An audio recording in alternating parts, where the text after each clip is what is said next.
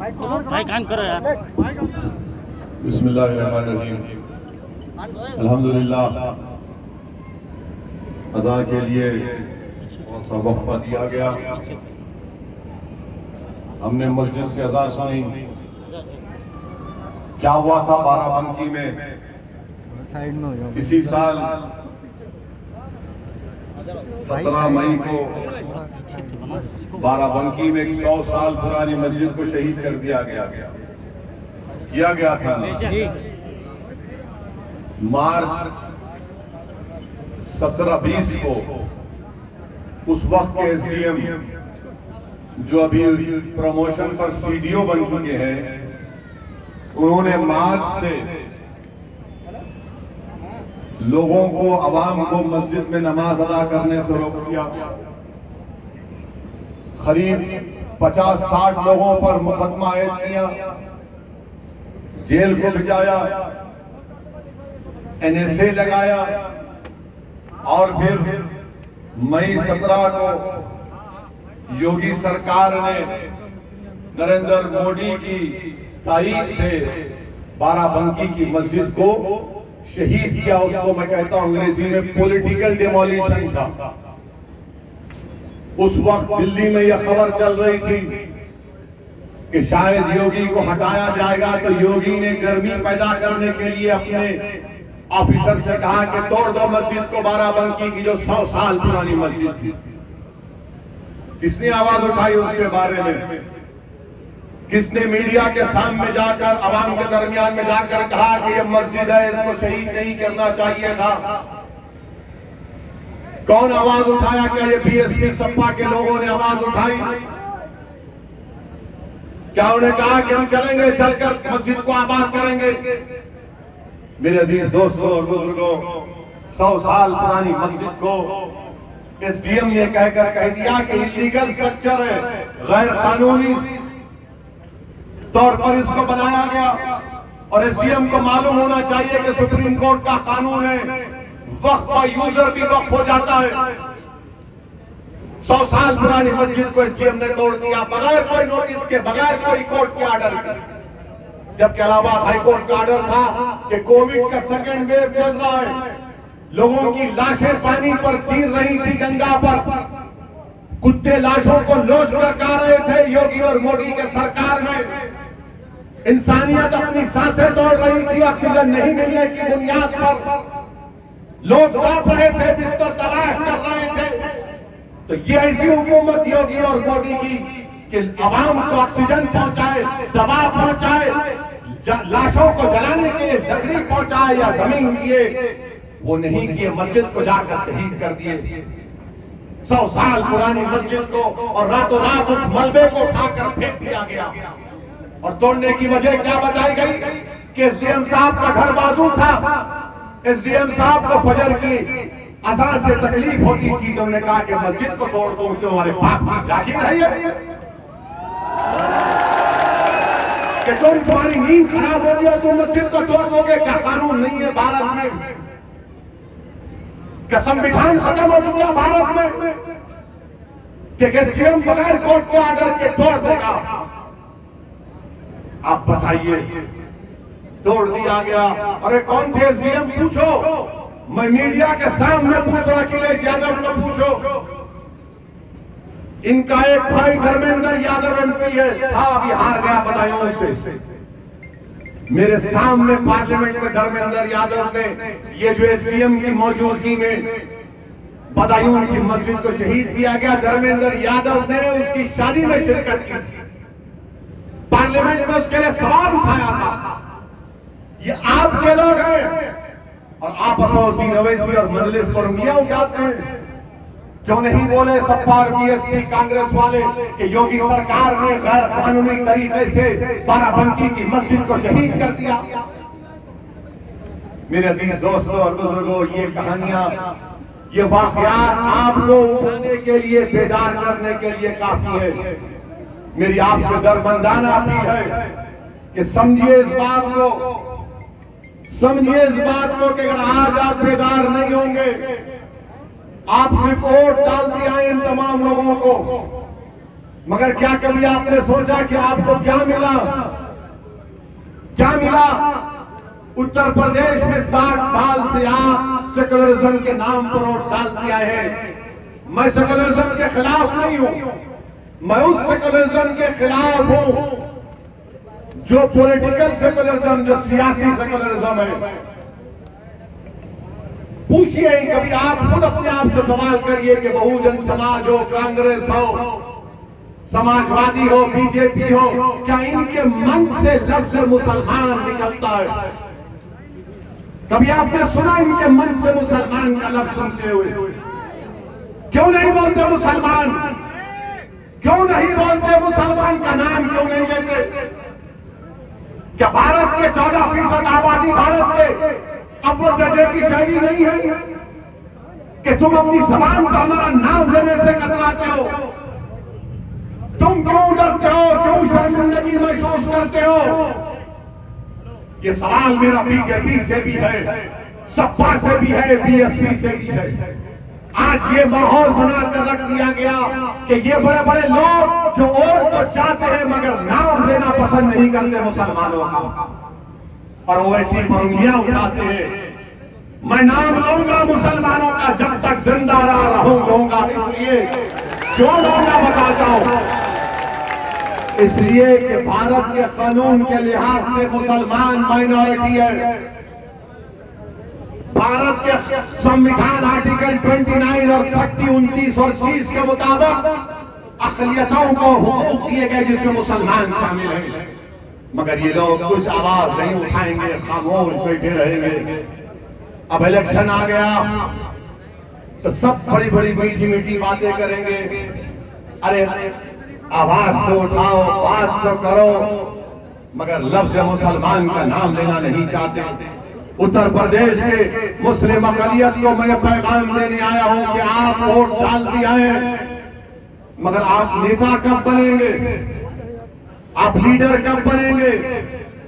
क्या बाराबंकी के किसी नौजवान में यह काबिलियत नहीं है कि वो बाराबंकी के मुस्लिम अक़लियत का नेता बनकर उनकी क़ियादत कर सके? आप में काबिलियत नहीं है? क्या आपको काबिलियत नहीं है? मेरे सवाल का जवाब दीजिए। आप क्या आपकी हिम्मत नहीं है नेता बनने की? क्या आप डरते हैं किसी से? तो फिर नेता बनो। कब तक ये कैदियों की जंजीरों को देखकर तुम इनको वोट डालते रहोगे? तो इन जंजीरों को, हम एक आजाद कौम है भारत में। हुक्मरान कोई भी हो, योगी हो, मोदी हो या किसी का हो, मगर वो हुक्मरान है, वो बादशाह नहीं है, वो प्रधानमंत्री है, वो चीफ मिनिस्टर है। हम किसी के गुलाम नहीं। मगर आप करते क्यों हैं? आपको नजरअंदाज करना पड़ेगा। मेरे अजीज दोस्तों और बुजुर्गों, यकीनन ये जुर्म की चंद वाकयात मैं आपके सामने रखा हूं, मगर आपको जवाब देना जमहूरी तरीके से। मैं यहां पर मुझे वाकया याद आ रहा है कि जब हजरत यूसुफ अलैहिस्सलाम की नीलामी हो रही थी मिस्र में, तो एक ज़ईफ बुढ़िया वो भी गई कि हजरत यूसुफ की अलैहिस्सलाम की नीलामी हो रही है। तो लोगों ने कहा तू गरीब है, बुढ़िया है, तेरे पास दौलत नहीं है, तू क्यों जा रही है? तो उस बुढ़िया ने कहा कि मैं इसलिए जा रही हूं कि मैं जानती हूं कि मेरे पास दौलत नहीं है, कुछ नहीं है, मगर मैं अपना नाम उन लोगों में लिखाना चाहती हूं जो हजरत यूसुफ अलैहिस्सलाम को खरीदना चाहते थे, ताकि अल्लाह को मालूम हो जाए कि मैं गई थी वहां पर। आज हम पर जमीन तंग कर दी जाती है महबूब सिंह के नाम पर। रकबर खान को जलाया गया आग में, तो मुझे हजरत इब्राहिम अलैहिस्सलाम ने जो नमरूद ने आपके लिए आग तैयार की थी, वो आग आसमानों को छू रही थी। और एक चिड़िया थी जिसने अपने तमाम चिड़ियों से कहा कि चलो हम अपनी चोंच में पानी लेकर उस नमरूद की आग को बुझाते हैं। तो चिड़ियाओं ने कहा हमारी चोंच इतनी सी, कितना पानी आएगा? आग तो आसमानों को छू रही है, क्या हमारे इतने से पानी से आग बुझेगी? तो उस खूबसूरत चिड़िया ने कहा कि आग बुझती है या नहीं बुझती है मुझे उससे मतलब नहीं है। अल्लाह ने मुझे ये दी है ताकत कि मैं अपनी चोंच में पानी लेकर उस आग पर डालूं तो अल्लाह कबूल कर लेगा उसको। और वो चिड़िया अपने चोंच में पानी लेकर डालती है आग पर, अमरूद की आग पर। अल्लाह हुक्म फरमाता है आग को कि आग बंद हो जाओ मेरे इब्राहिम। तो क्यों तुम अपने आप को कमजोर समझते हो? जब एक चिड़िया अपने चोंच में पानी लेकर आग पर डालती है और अगर अल्लाह राजी होगा तो इंशाअल्लाह ताला ये जालिमों के दरबार, इनके चिराग, इनकी आग सब बुझ जाएगी इंशाअल्लाह। मगर याद रखो तुमको और हमको कोशिश करना पड़ेगा, कदम उठाना पड़ेगा, चलना पड़ेगा, जिद्दोजहद करना पड़ेगा, ईसार और कुर्बानी के मज़ारे पेश करना पड़ेगा। अपने खरीद दर को आने मत दीजिए। भारत का संविधान आपको अपनी आवाज उठाने की इजाजत देता है। वो संविधान जिसको बाबा साहिब अम्बेडकर ने बनाया था। मेरी इज्जतदार मां और बहनों, मेरे बुजुर्गों, मेरे गयूर नौजवान साथियों, असदुद्दीन ओवैसी आपको एक पैगाम देने आया है कि आप अपनी जमात को मजबूत करिए। मैं चार मीनार की गलियों से निकलकर बाराबंकी के इन गलियों में आया हूं तो मेरा आने का मकसद अपनी शोहरत या अपनी अना की तस्कीन नहीं है। मेरे आने का बुनियादी मकसद यह है कि आप नेता बने, आपकी सियासी क़ियादत बने, आप लीडर बने, आपकी लीडरशिप बने, ताकि कल कोई जाकर किसी मस्जिद को बगैर किसी वजह के, कानूनी वजह के शहीद ना कर दे। अगर आपकी आवाज होगी, आपका नुमाइंदा होगा तो आपके नाइंसाफियों के दौर का खात्मा होगा। छोड़िए इन लोगों की इन बातों को। ये बार बार इल्जाम लगाते समाजवादी के बीएसपी के लोग, मगर मैं आपको बताना जरूरी समझता हूं कि औरंगाबाद महाराष्ट्र से मजलिस का एमपी जीता सांसद में, किसने हराया उसको? शिवसेना के एमपी को मजलिस के उम्मीदवार इम्तियाज जलील साहब ने 21 साल के शिवसेना के एमपी को मजलिस ने हराया। सारी दुनिया कह रही थी नहीं हरा सकते, मगर औरंगाबाद का मजलिस का जुनूनी कह रहा था कि अभी तो जंग शुरू हुई है, नतीजा अल्लाह के हाथ में, हम पूरी कोशिश करेंगे, मर मिट जाएंगे। और पूरों ने मेहनत की। इम्तियाज जलील ने शिवसेना के 21 साल के एमपी को हराया। कांग्रेस नहीं हरा पाई वहां पर, समाजवादी पार्टी नहीं हरा पाई वहां पर, बहुजन समाज नहीं हरा पाई। बिहार का इलेक्शन हम लड़े, फिर शुरू हो गए ये तमाम लोग जिनको मैं खव्वाल पार्टी कहता हूं। ये खव्वाल पार्टी आ गई, अपना हारमोनियम, गिटार, तबला लेकर आओ राग में बोलते हैं ओवैसी मुसलमानों की वोट को ले लेगा। क्या मोदी वोट को नहीं ले रहे हैं?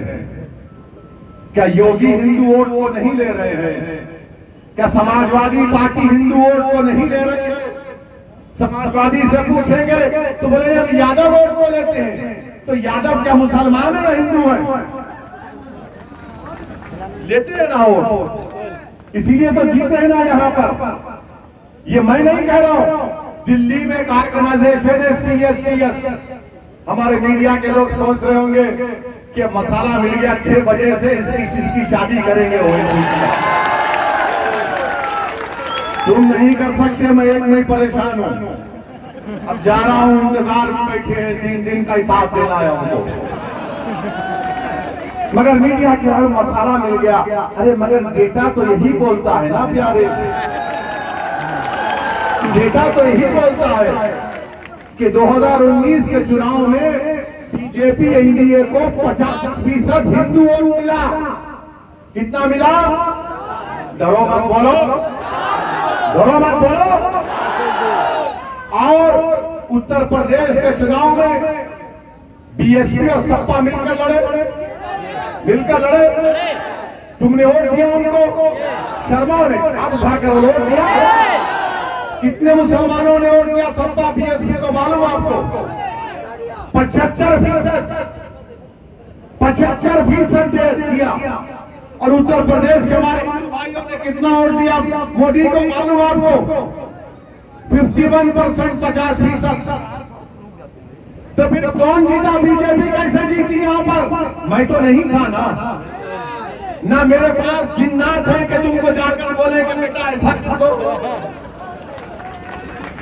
सोचो, आपकी हंसी का हंसाने के लिए नहीं कह रहा हूं, आपको हकीकत बयान कर रहा हूं।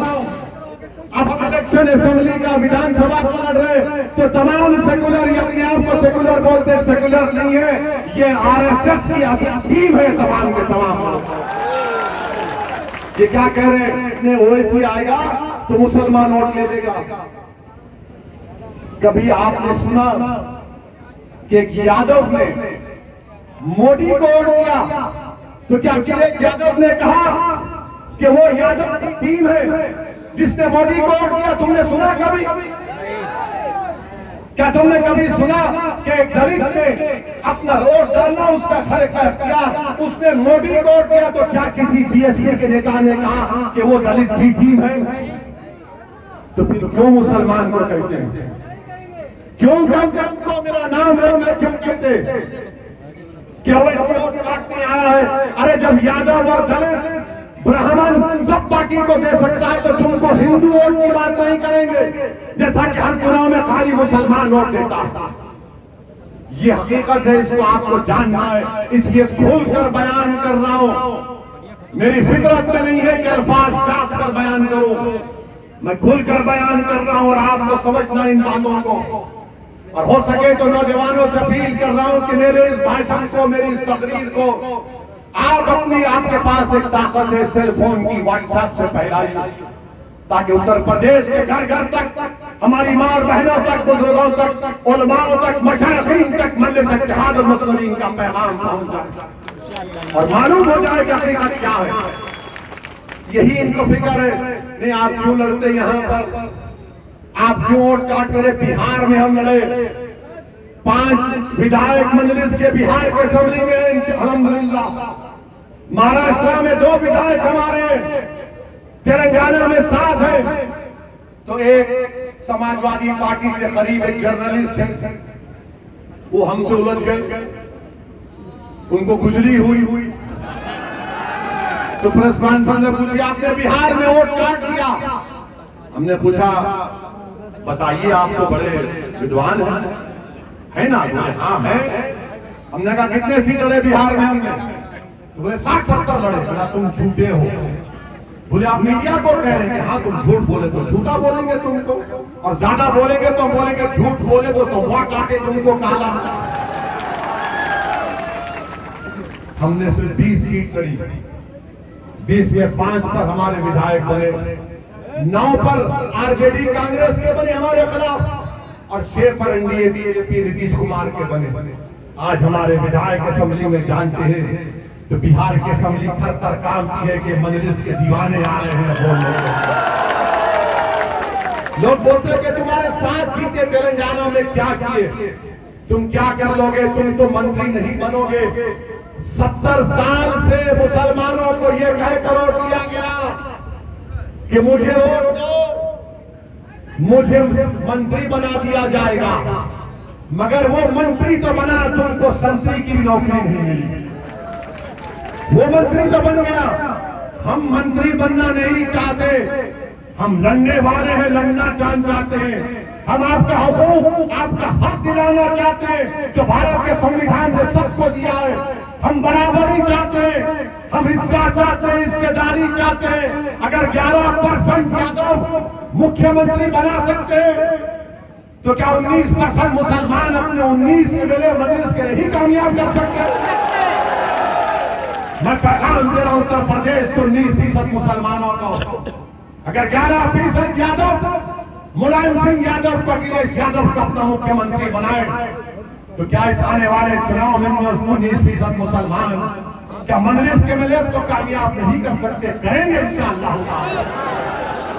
आपने सबको साथ दिया, मगर क्या मिला?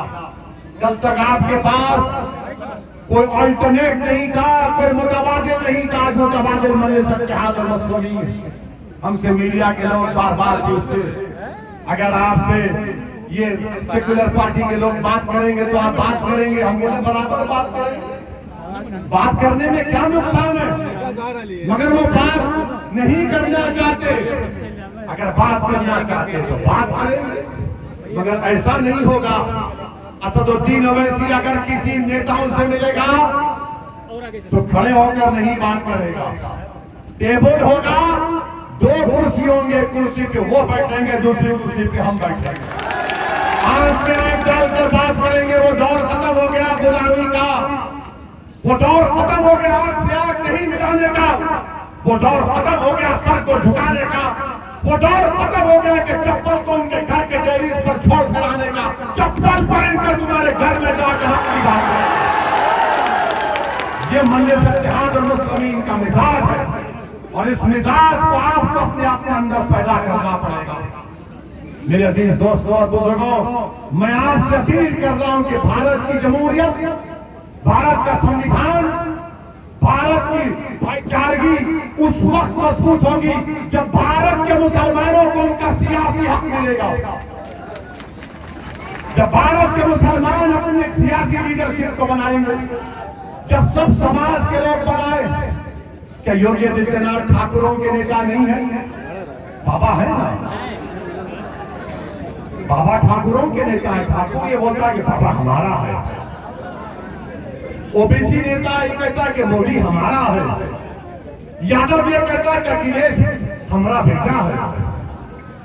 दलित समाज के लोग कहते हैं मायावती बहन जी के कि बहन जी हमारी है। कुर्मी समाज के लोग बोलते हैं कि अनुप्रिया को मिनिस्टर इसलिए बनाया गया कुर्मी वोट लेना है। ये सब कर रहे हैं, और आप हमारा हाल क्या है हम देख रहे हैं। अल्लाह की तरफ से मदद कब आएगी? अब छोड़ो, तुम नेता बनोगे, मैं नहीं, तुमको नेता बनना है। मैं पुकार कर कहूंगा कि हमारा नेता तुम्हारे जैसा हो, मेरा नेता तुम्हारे जैसा हो। मैं नेता बनने नहीं आया हूं। अल्लाह ने मुझे बहुत इज्जत दी अल्हम्दुलिल्लाह, रसूलुल्लाह सल्लल्लाहु अलैहि वसल्लम के सदक़े तो फैल में मैं सोच भी नहीं सकता कि यहाँ तक आऊंगा। मगर तुमको नेता बनना है। तुम कब तक नारे मारोगे लगे ऐसा नेता होगा? अरे तुम बनो, तुम काबिल बनो, तुम कौम के सिर्फ के सालार बनो। हम तुम्हारे पीछे करेंगे, तुम्हारे वास्ते हर चीज करेंगे, मगर ये मिजाज पैदा करो, हिम्मत और हौसले से काम करो। डरने और घबराने की जरूरत नहीं है। और ये उत्तर प्रदेश में ये बाबा, मुख्यमंत्री को बाबा कहते हैं, तो बाबा कहते हैं मैंने पूरा विकास कर दिया। हम मुख्यमंत्री को बताना चाह रहे हैं कि एक हिंदी अखबार आज हम सुबह पढ़े, क्या नाम है, नवभारत टाइम्स, उसने फोटो डाली कि लखनऊ में शहीद पथ पर लंबी रोड है। आपको मालूम, माशाल्लाह बाबा के दौर में, बाबा के विकास के दौर में उस रोड पर कितने खड्डे हैं? 416 खड्डे हैं। वाह बाबा, क्या विकास है आपका, क्या विकास है कि शहीद पथ रोड पर 416 खड्डे हैं और बाबा को नजर ही नहीं आते। अच्छा, गोरखपुर बाबा का गांव है ना, उनका विधायक डॉक्टर अग्रवाल सैलाब आया तो मीडिया को बोलता है कि रोड के ऊपर नाला बना दिया गया। बाबा क्या विकास आपने गोरखपुर में किया। फिरोजाबाद में 50 बच्चे मर गए डेंगू से, तो बाबा गए हेलीकॉप्टर से, उनको बोले सा उतरे और बोले तेरे को सस्पेंड कर दिया। उसने कहा क्यों? दवाई नहीं है, डॉक्टर नहीं है, कुछ ने मुझे क्यों सस्पेंड किए? बाबा बोले ज्यादा बोलेगा तो ठोक दूंगा। आप बताइए, ये विकास है? अच्छा, मुसलमानों के लिए बहुत किया। मोदी ने दिल्ली से अक़लियतों के लिए उत्तर प्रदेश को 6.5 साल में करीब 10,000 करोड़ के करीब जो भी पैसा भिजाया, 10,000, 116, 160, सिर्फ 10% आपने अक़लियतों के लिए खर्चा किया। क्या विकास? ये बार बार बोलते मुसलमानों को अलग नहीं समझते। वो ऐसी करता है धर्म के नाम पर राजनीति। 2017 में हमने पार्लियामेंट में सवाल किया, 6 लाख के करीब घर दिए गए प्रधानमंत्री ग्रामीण में, प्रधानमंत्री आवास योजना ग्रामीण में 6 लाख के करीब घर दिए गए। 2017 में भी 21 है। आपको मालूम उत्तर प्रदेश से कितने मुसलमानों को घर मिले? कितनों घर मिले मालूम आपको? सिर्फ 10। बाबा ने विकास किया, मोदी ने विकास किया, सबका साथ, सबका विकास, सबका विश्वास, बस खाली एक टेप लगाने का, सबका साथ, सबका विकास, सबका विश्वास, और फिर गोली मारते। पूरे उत्तर प्रदेश में बाबा के दौर में कितने एनकाउंटर हुए? 6770 एनकाउंटर हुए, 140 लोग मारे गए। उसमें सबसे ज्यादा मरने वालों की तादाद किसकी थी? 37% मुसलमानों को एनकाउंटर में मार दिया गया। तो बीजेपी के लोग बोलेंगे अगर गुंडागर्दी करेंगे तो गोली मारेंगे, तो फिर पुलिस क्यों है? अदालत क्यों है? संविधान क्यों है? इंडियन पिनल कोड क्यों है? सीआरपीसी क्यों है? सबको बंद कर दो। अच्छा आप ये देखिए, जब ये 37% मुसलमान एनकाउंटर में मारे गए तो कोई पुलिस के खिलाफ एक्शन नहीं लिया गया, और जब लखनऊ में विवेक तिवारी को मारा गया तो पुलिस वाले सस्पेंड हो गए। क्या हमारे खून की कीमत नहीं है? बाबा बताओ कि विवेक तिवारी का खून हमारे से बड़ा है? क्या हमारा खून लाल नहीं है? पूछो बीजेपी से, पूछो विवेक तिवारी को मार दिए तो पुलिस के लोग सस्पेंड हो गए। मेरे अजीज दोस्तों और बुजुर्गों, इसीलिए हम आपसे अपील कर रहे हैं, गुजारिश कर रहे हैं कि मजलिस का साथ दीजिए। आने वाले विधानसभा में पतंग के निशान पर बटन दबाइए और अपनी जमात को कामयाब करिए। ये हम फिर से ये बात कहकर आपसे रुखसत हो रहे हैं, फिर से आपसे बात कहकर रुखसत हो रहे हैं। मजलिस इंशाअल्लाह ताला सुबह क़यामत तक उत्तर प्रदेश में रहेगी।